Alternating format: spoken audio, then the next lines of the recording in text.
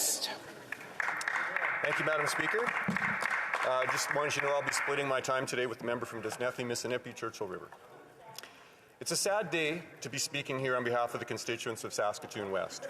When I first ran for office 2.5 years ago, I never thought I would spend most of my time representing my constituents during a time of COVID-19. When I ran for re-election just 6 months ago, I never imagined I would be representing them during a debate about martial law being imposed upon them. From day one, in that campaign, when the Prime Minister deliberately set out to wedge, divide, and stigmatize our population, the wisest among us may have foreseen this power grab. Unfortunately, I was naive enough to think that even this Prime Minister had a modicum of love and respect for his fellow Canadians and for democracy. The truth is, his love is for power, his respect is for dictatorships. So, what is the Emergency Act, Madam Speaker? I want to be absolutely clear. This is a naked power grab by the Prime Minister, and I will not be supporting it. This act allows the government, under certain strict criteria, to override all established laws, regulations, and norms of Canadian democracy. It is, simply put, the imposition of martial law. And the New York Times reported these measures for what they are: temporary suspension of civil liberties. This legislation is a successor to the War Measures Act and has never been used in Canadian history. Its predecessor was used during the World Wars to help Canada mobilize, and by the first Trudeau to go after real terrorists in Quebec during the FLQ crisis in 1970. Today, his son, our current Prime Minister, is using emergency powers to clear vehicles on Ottawa streets. To be clear, I, along with my colleagues in the Conservative Party, have called for an end to these blockades. But the vehicles at the U.S. border crossings were already gone before this Emergency Act was even initiated. The Liberals said they needed this power to compel Ottawa tow truck drivers. They didn't. Existing laws already gave that power. In fact, nearly everything they are doing could have been done under the provincial emergency order. The extraordinary powers of the Federal Emergency Act have never been invoked, even when the Twin Towers were toppled on 9/11, when we went to war in Afghanistan, or when an actual terrorist stormed Parliament here in 2014 and tried to assassinate the Prime Minister. The fact is, this Prime Minister mishandled this situation right from the beginning. Every parent teaches their child to use their words and not their fists. Instead, our incompetent Prime Minister chose division over leadership, chose name-calling over dialogue. As an aviation enthusiast, I'm fascinated by airplane crashes. The root cause of a plane crash can always be traced to someone not even on the plane. The reason for the crash is never the most obvious one. You have to keep asking why. Why did the engine quit? Why did you run out of fuel? Why was the fuel gauge incorrect? Et cetera, until you get to the root cause. If we apply that strategy here, what is the root cause of the unrest that we see today? Is it the protesters themselves? Certainly they will be the ones held accountable for their actions, but why were they here? One root cause was the mandate for truckers to be vaccinated. Who forced that? The Prime Minister. Another root cause is frustration and weariness with COVID restrictions in general. When the provinces began to relax restrictions, the federal government was intent on keeping them in place. Who forced that?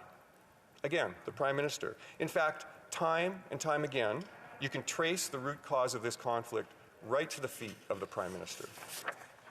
His own MPs have said that the Prime Minister has politicized the pandemic, using division and fear to pit Canadian against Canadian.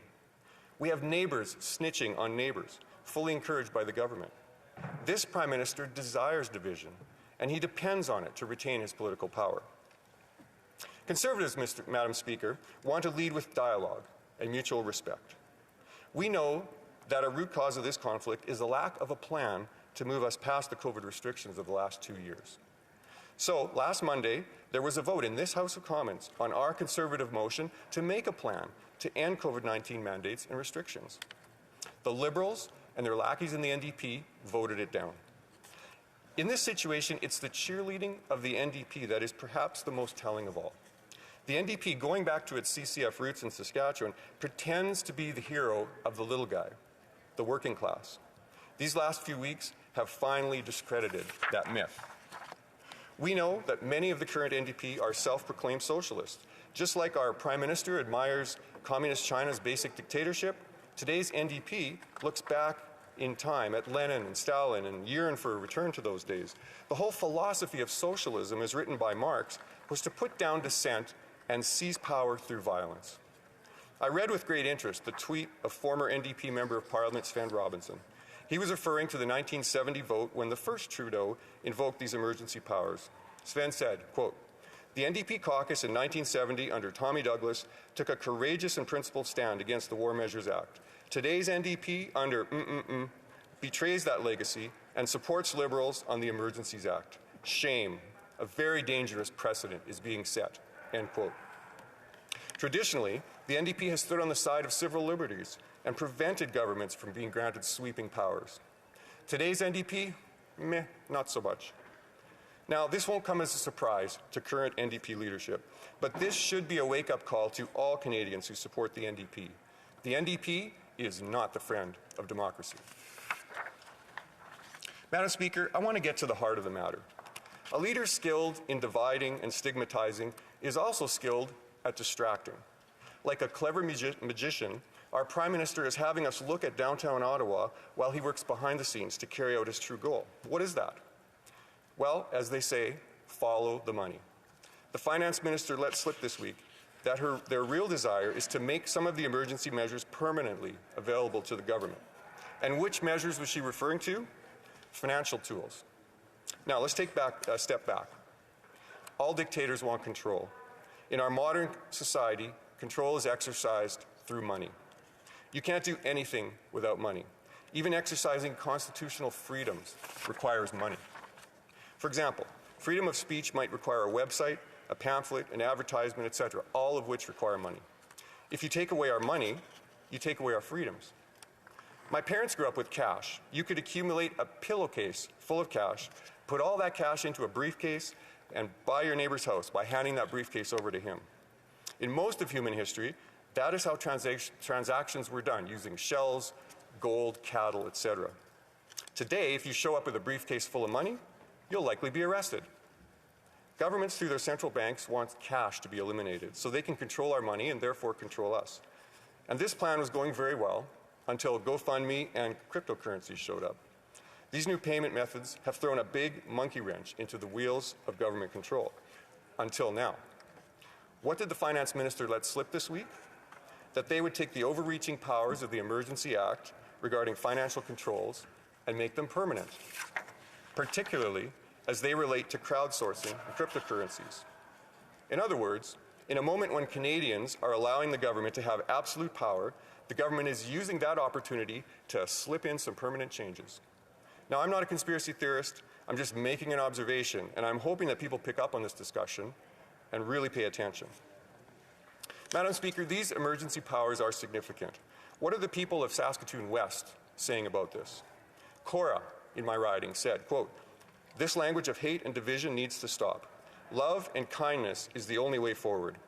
I can't help but wonder if we continue on this path, how long it will take for myself to be on the receiving side of hate from our government because of policies that go against my well-intended morals and values.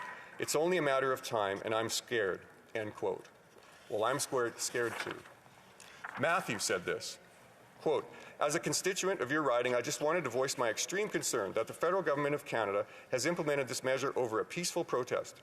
I know you're part of the opposition, and I have been glad to see some of the members of your party speak plainly to the Canadian people. I don't typically take the time to get involved in politics, but it's absolutely disgusting what's going on right now. I'm embarrassed to be a Canadian at this point," end quote. We should all be embarrassed, Madam Speaker. A recent immigrant from Bangladesh told me plainly, quote, "Things going on in Ottawa is very sad. The Prime Minister is becoming a dictator. People around the globe know Canada as a calm and peaceful nation. We love friendly, peaceful Canada, and that is why we moved to Canada. Please raise your united voice in the House against all kinds of violence," end quote. The Prime Minister is embarrassing Canada on a global scale. But all is not lost, Madam Speaker. My home province of Saskatchewan shone a beacon of hope last week for Canada. We ended the vaccine passport system on February 14th, the very same day the Prime Minister took his drastic step federally. I've listened to my constituents, unlike the Prime Minister, who attempts to shut down opposing voices. Madam Speaker, I have much more to say, but my time is up. So in summary, the Prime Minister has created this situation. He has the power to make it worse, the power to make it better. I pray he chooses wisely. Questions et commentaires, questions and comments. L'honorable député. The honourable member for Laval-Les-Îles. And thanks for my colleague for his comment. Madam Speaker, I would like to ask my colleague if he owns a business in downtown area and for 3 weeks he cannot open, he cannot pay his rent, and he has to tell his employees that, sorry, you have to lose his job. I would like to ask him in addition how we think about the closing a bridge, which is a very vital path for our commercial trade between us and the United States, and threaten our supply chain. I would like to ask him also, how can he think about those people receiving funds from outside Canada? I would like to ask him, what does he think about more than 70 people, Madam Speaker, supporting the decision of the Prime Minister? I would like to ask him, is he aware that the Prime Minister was patient enough? They stayed close to 3 weeks, Madam Speaker, and the Prime Minister was giving them a chance. But I'm sorry I'm not sure if the honourable member heard the question. The honourable member has his mic right beside his face. It should actually be away from his, it's leaning against your chin, so people can't hear it. It has to be away from your mouth in order to be heard. Un point d'ordre, c'était sur qu'est-ce que je viens de mentionner, qu'on n'avait pas la traduction. As point of order, I just mentioned that we didn't have the interpretation. Would you like me to ask the question again? That's not very polite. So I've been asked to, by those who weren't able to hear the question, if the honourable member can re-ask the question, I will put the time on hold, and we will, to ensure that the questions are not lost for other members. So again, l'honorable député. Once again, the honourable member can ask his question again. For his comment, I would like to ask my colleague if he's a business owner in downtown area in Ottawa, and for 3 weeks he cannot open and he has no means to pay his rent and was obliged to tell his employee that they have to lose their job. I would like to ask him in addition, how does he think about the closing a bridge who is a vital path for our commercial trade with the United States and threaten our chain of supply. I would like to ask him, how does he think about those people receiving funds from outside Canada? I would like to ask him what he thinks about more than 70% of Canadian people supporting the decision of the Prime Minister. I would like to ask... Okay, so I believe you have a lot of questions in there, and I do have to allow for other questions. The honourable member for Saskatoon West. Thank you, Madam Speaker. That was a lot of questions. I guess certainly for the businesses in downtown Ottawa, it's been difficult. But I must remind that member that there have been 2 years of difficulties for business owners in this country, 2 years where businesses haven't been able to open. So it's been difficult on everybody. The bridges, I also want to remind this member through you, Madam Speaker, that the bridges that he referred to, they opened up again prior to the imposition of this Emergency Act.